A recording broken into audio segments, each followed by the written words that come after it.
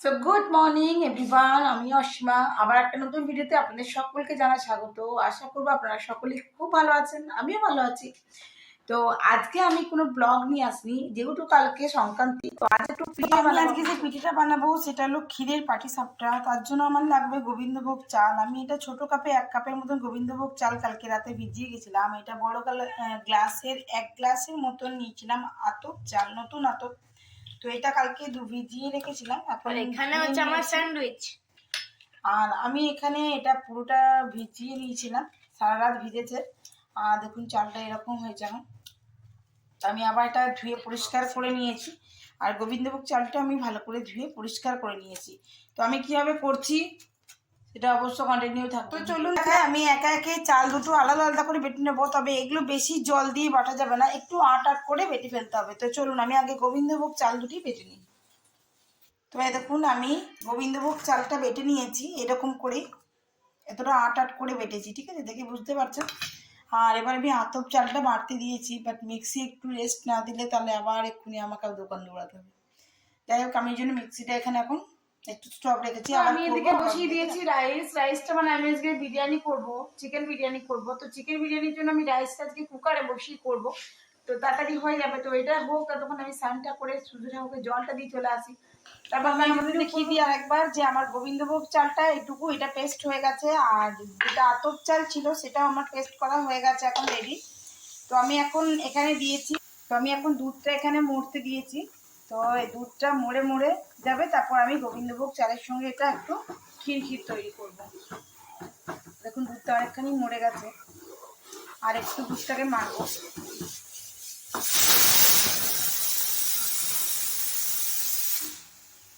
তো দেখুন দুধটা অনেকটাই মরে গেছে। দিয়ে আমি একটু গরম দুধ এখান থেকে নিয়ে এই গোবিন্দভোগ চালটার মধ্যে দেব, গরম গরম দুধটা। এটা ভালো করে আমি একটু মিলিয়ে নেব। তো আমি এখানে গরম দুধটা দিয়ে দিয়েছি, আর গরম দুধটার সঙ্গে ভালো করে গোবিন্দভোগ চালটা আমি এইভাবে মিলিয়ে নেব। এই যে এগুলো কিছু দেখছেন, এটা হলো দুধের স্বর, আর কিছু না।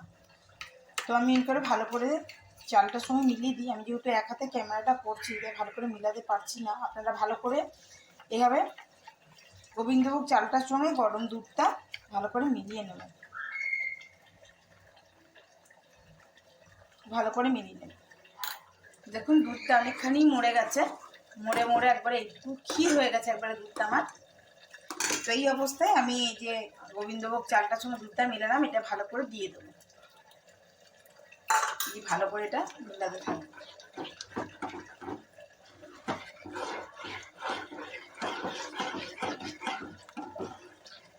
আর এটা আর একটু খানিকক্ষণ মিলবে, ঠিক আছে, ভালো করে মিলাবেন এটা। তো আমি এই ক্ষীরটার মধ্যে দিয়ে দিলাম এবারে খেজুরের গুড়। আর তারপরে এটা খুব ভালো করে আমাকে এটা এভাবে মিক্স আপ করে নিতে। তো দেখুন এটা চাটনিটা হয়ে গেছে। এবার এর মধ্যে আমি আরেকটু দেবো খেজুরের গুড়। তো খেজুর গুড় দিয়ে কিছুটা আমি নেড়ে নেবো। আমি এক হাত যেহেতু পাচ্ছি না।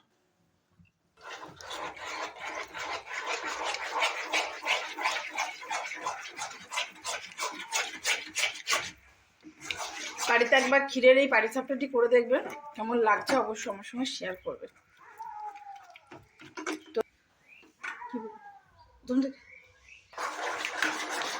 তো এটা একটু কনস্ট্যান্ট মানে আমাকে নাড়তে হবে, একটু মাখা মাখা হবে আর কি ক্ষীরটা। আর এবার আমি আপনাকে পাটিসাপটার রুটিটা করে দেখাবো। দেখুন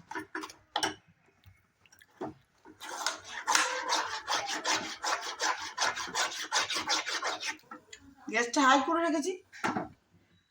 তো এই হলো আমার আতপ চালটা, এটা আমি হাত দিয়ে সিজাকে বলো। তো এখন ক্ষীর কমপ্লিট। তো এটা আমি আপনাদেরকে করে এবার দেখাচ্ছি। তো আতপ চালের গুঁড়িটার মধ্যে আমি কিছুটা ময়দা এখানে দিয়ে দেবো।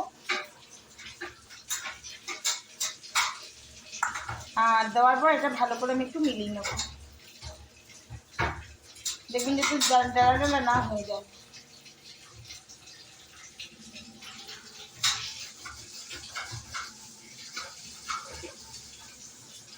একটা ননস্টিক প্যান নিয়ে নিয়েছি, দেখুন আমি ঝটপট করে আপনাদেরকে একটু দেখিয়ে দিই। তো এবার আমি পাটিসাপটাগুলো ভাজবো। গ্যাসটা ফুল আছে, কম করে সিমে করে দিয়েছি। ব্যাটারের থিকনেসটা এরকম থাকবে।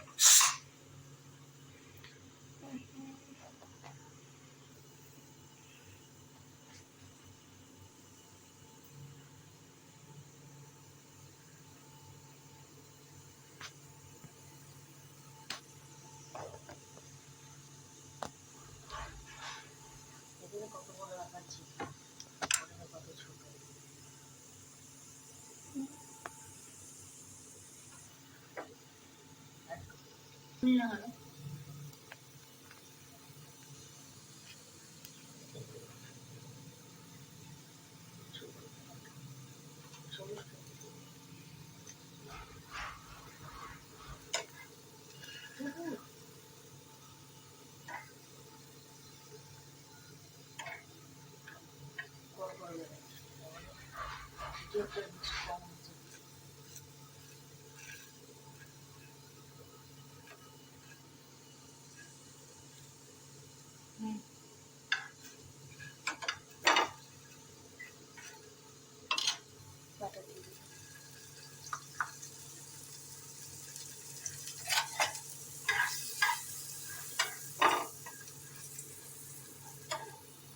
এমনি করে আমি সব কটা পাটিসাপটা আমি আবার একটা করে দেখাচ্ছি।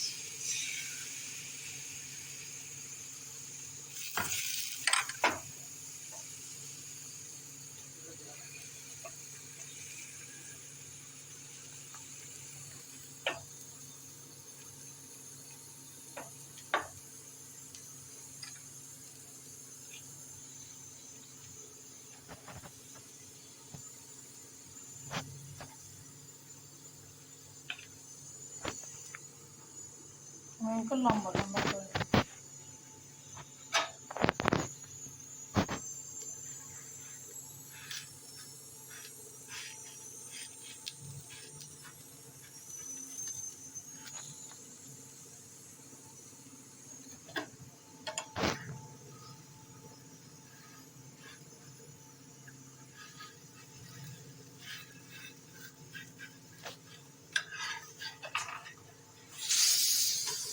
এই যে। এই দুটো হয়েছে, আর এগুলো এরকম করে সবগুলো বানানো হবে। এটা থার্ডটা চলছে, আর এইভাবেই সবগুলো হয়ে যাবে।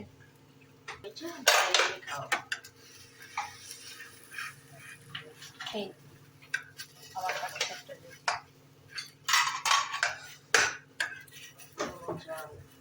এটা আমার তুলে রেখে দেবে। এই যে এখানে এরকম করে সবগুলো বানানো হয়ে যাবে। এরকম করে সবগুলো বানানো হবে। তারপর এটা ফোর্থ চলছে। তো আমি এদিকে আর একটা কড়াই বসিয়ে দিয়েছি, আর কড়াইতে দুধটা দিয়ে দিয়েছি ফুটবার জন্য। যদি দুধটা আমি গরম করে মেরে নিয়েছিলাম। আর এবার দিয়ে দেবো আমি এর মধ্যে 2খানি এলাচ ফাটিয়ে। তো এদিকে আমার দুধ ফুটতে শুরু হয়ে গেছে, আর আমি অনেকগুলো ভাজার পর আমার মেয়ে এদিকে দেখুন পাটিসাপটা বানাচ্ছে। ট্রাই করছি, আমি কোনোদিনও বানাইনি। আবার পাল্টাতে নেই বললাম। দুধটা খুব ভালো করে দেখুন, অনেকটাই ক্ষীর করেই রেখেছিলাম দুধটা আমি। এবার দুধে উবাল চলে এসছে। এবার আমি রেডি করে রাখা পিঠেগুলো এর মধ্যে দিয়ে দেবো। একটা এলাচ দিয়ে দিয়েছি দুটো, যাতে বেশ ভালো একটা ফ্লেভার আসে এর মধ্যে। পাটিসাপটাগুলো আমি যেগুলো বানিয়েছি ওগুলো ঠিকই হয়েছে, মানে মায়ের মতো হতে পারেনি, কিন্তু তাও ভালোই হয়েছে। ভালোই হয়েছে, শিখতে হবে, করতে করতে শিখতে হবে। এই যে পাটিসাপটাগুলো করে রাখা আছে, এটা যেহেতু তুলতে নিয়ে এতটাই নরম হয়েছে, তুলতে নিয়ে ফিরে গেছে, তো একটু সাইড করে দেবো। বাকি যেগুলো আছে এগুলো আমি একেবারে দুধের মধ্যে ছেড়ে দিচ্ছি। খেতে হেভি হবে, বুঝে সুঝে মাল ছেড়ে দিতে হবে। এবার আমি দেখুন একে একে দিয়ে দিলাম পাটিসাপটাগুলো।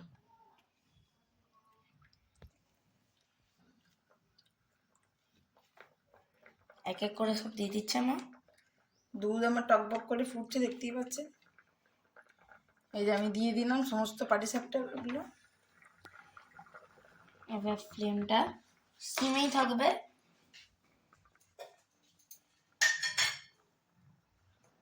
খেজুরের গুড়, কি ভালো লাগছে।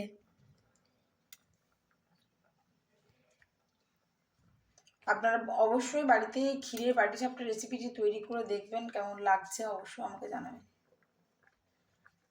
আমি কিন্তু এখানে এতটুকু চিনি ব্যবহার করি। সব গুড়। এটা বেশি নাড়াচাড়া করবেন না, তাহলে আবার ফেটে যেতে পারে। পিঠাগুলো নরম আছে না। যেটা একটা ফাটা ছিল ওইটাও মা দিয়ে দিয়েছে।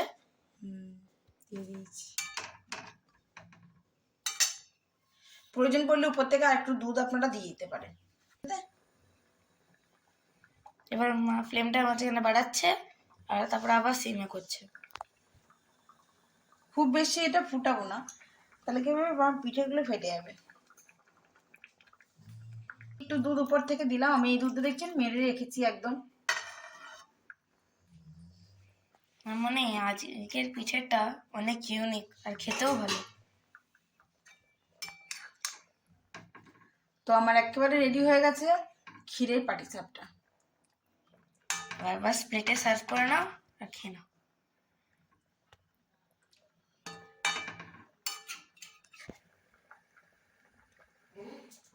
তো একেবারে রেডি হয়ে গেছে আমার ক্ষীরের পাটিসাপটা। এবার এই যে মিটি খেয়ে বলবে কেমন হয়েছে। খেয়ে বল ক্ষীরের পাটিসাপটাটা কেমন হয়েছে।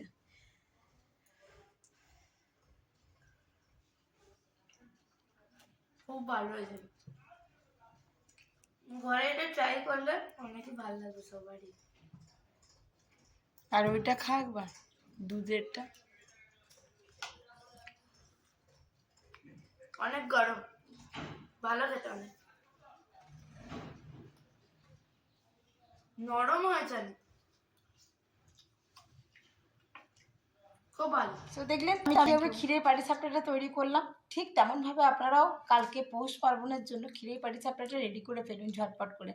আশা করবো আপনার বা আপনার বাড়ির মানুষদের সকলের খুব ভালো লাগবে। সকলে খুব ভালো থাকবেন, সুস্থ থাকবেন। টাটা।